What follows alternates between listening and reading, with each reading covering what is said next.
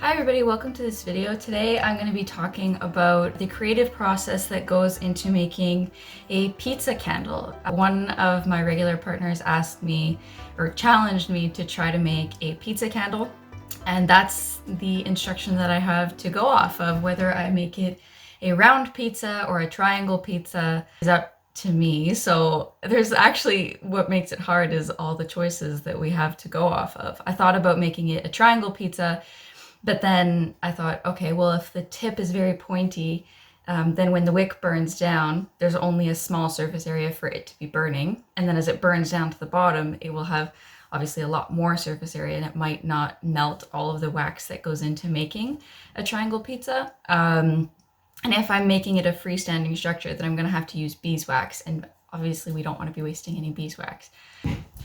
So then I thought, okay, what if I did a circle pizza that has a shell? This is the mold that I use to make shells. You see it's depressed on the inside, and then when you pour the wax inside, it fills up, and then the top, I don't know if you can see this, but the top part of it is not level with this depression, so it makes like a cavity essentially.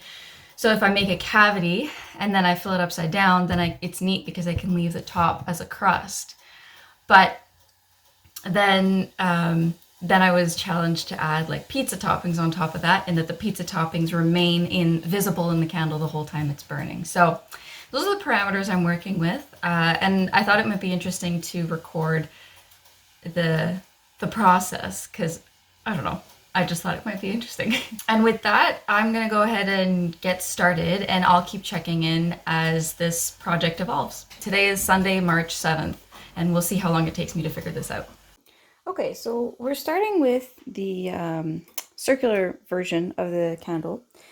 And beeswax obviously starts off, well, in my case, it starts off yellow. So in order to make our crust an appropriate kind of brown, I added some brown and red dye chips. And I'm just melting a little test. And then we're going to test the color to see how that goes.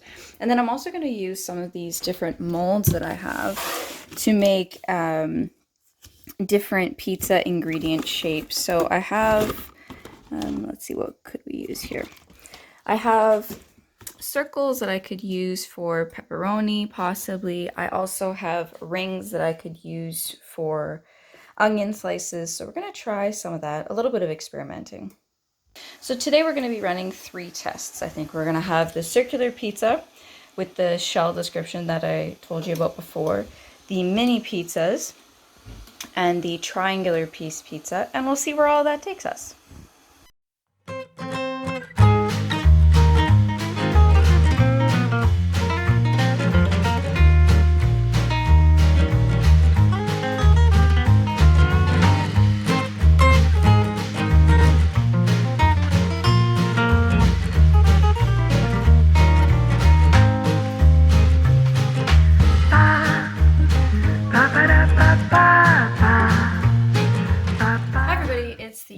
Of March 12th, and we're still making progress on the pizza candles. So I just wanted to give you a quick update as to, the results from the first trial. So these small little votive candles, I obviously tested them in a candle safe bowl, and they worked just as expected. The soy burned down through the middle and left the beeswax on the outside as a little bit of a retaining wall, which is great. The only downside is that if we were to sell these, then we'd have to tell the customer to push in the walls of the beeswax in order for the beeswax to be consumed. And because the candles are so small, then we would be asking the customer to put their fingers really close to the flame. So I didn't really like that, but I'll show you the inside. So as you can tell, all the inside of the candle burned away, leaving just the shell. So I might still use this as a model for something in the future, but I don't think I'll be selling these ones for safety reasons. The second model was the triangle shape. My customer had asked that I try to make the pizzas triangular in shape. So I used the mold that I had on hand, which has rounded edges, just as a prototype. And with that mold, there is one entry point in the middle that allows you to thread a wick through. And what I found was that one wick was not enough to consume the beeswax across the top. So if I were to continue using this model, I would have to plug the hole and then double or maybe triple wick, just to make sure that none of the beeswax got wasted. But that one was also working interestingly from the beginning. So I'll show you. This was the crust, and then you see the marinara side. Anyways, yeah, so as you can tell, there was some tunneling going on, and tunneling means basically there's a tunnel being formed where the wax is not being consumed flat across the top of the candle. And we don't want that, because then that means that only the center portion of the candle is going to be melted, and then you're not getting what you're paying for, because you're paying for a bunch of wax that's never going to actually be burned. So that's not good. So this one was an interesting promise, and we could have continued on with this shape, except the other issue with that is that, as cute as it is, it's not really pizza shape, because a pizza, if you think about it, is not an equilateral triangle, it's an isosceles triangle. So this was an interesting start, but not perfect. And then the third model that we tried was a circular pizza. The idea was that it would look like a whole pizza. And that one was more interesting because I was able to use soy wax on the inside, because there was a retaining wall all the way around. Then the wick performed as expected. So as compared to this one, I was using only beeswax, whereas this one I was able to use soy in the middle, which means that I got a better melt pool, and I got more of the melt going on. The other interesting thing that happened is, because these vegetables are made out of beeswax, they have a higher melt point than the soy. So the soy burned more quickly than the beeswax, which means when you extinguish the candle, you still have a little bit of these veggies left over, which makes for really interesting visuals. This was neat, but when I showed my customer all three, she definitely preferred the triangular shaped one. So then that was really interesting, because I was like, okay, so now we're gonna take the triangular shape and use that as our next starting point. And then it hit me, the pizza pie. It's a pie, it's made in a pie dish. Why didn't I try to start this whole process using a pie dish? So I went to my local home hardware and I snagged a couple of these. And I'm just running the first trial now. So I poured beeswax on the bottom, and then poured beeswax on a flat tray. And then I cut the beeswax that was in the flat tray in strips so that I could kind of make pizza crust. So I'm gonna go again with a deep dish pizza. So I'm gonna stop talking now, because it's probably more interesting to watch the process in video format, and we'll see how this goes.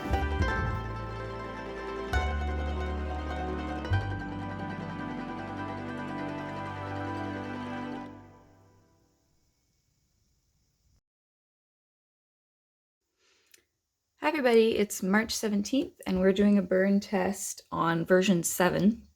The difference with this version of the pizza and the one that you probably just saw images of is I wicked up, which means I took a wick that had a thicker gauge just for comparison purposes to see if we'd get a better melt pool. But I can already tell, because of the flickering flame, this is probably going to be too high. So I predict that after about an hour or so, I'm gonna have to extinguish this candle. But for the sake of product development and testing, I did want to give it a shot, and maybe you'll find it interesting to see what I look for when I'm doing my product development. Hi everyone, so it's been about an hour, and as we can all see, this is not the correct size wick, because the beeswax retaining wall is actually starting to get melted. And whenever the flame dances, which is, bad for safety reasons, I'm also starting to notice a little bit of black soot come up, which is an indicator that the wick is too large for this size candle.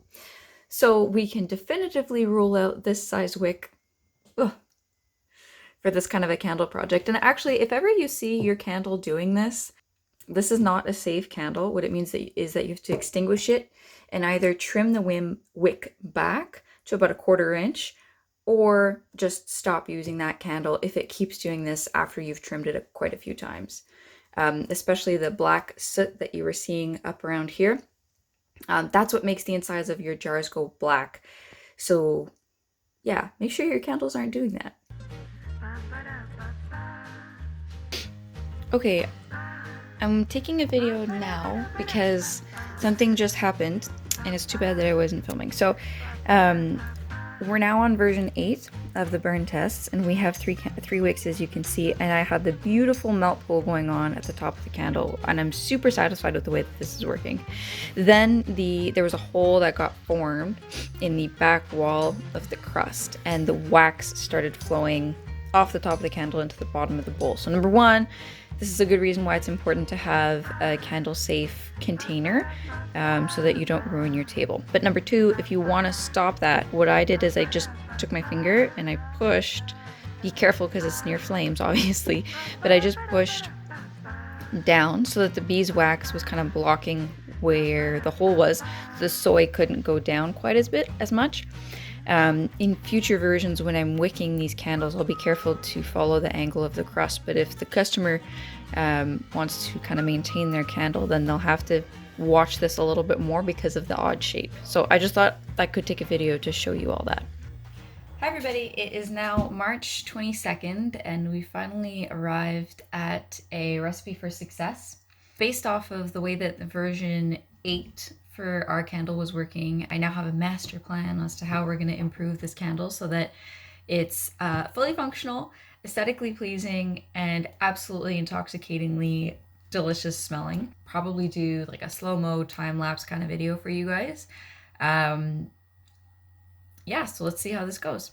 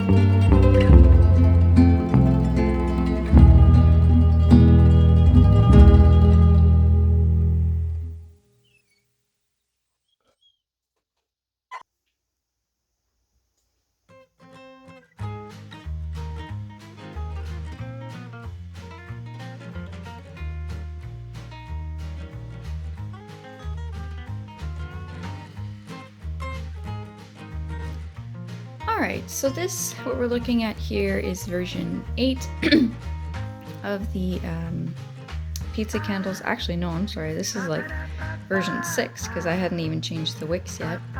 And as you can see, the outer crust over here is brown. We only have one wick and the cheese is pretty white. So compare that to our final version 9. So in this new and improved version, the color of the cheese has been improved on the top as well as on the sides. This piece here is beeswax, so it'll still hold in the wax from the soy as it burns down through our 3 wicks, which will guarantee a more even melt pool across the top of the candle. Each of these little veggies on top are made with beeswax. The soy is scented with a combination of ruby grapefruit, black pepper, and bamboo antique.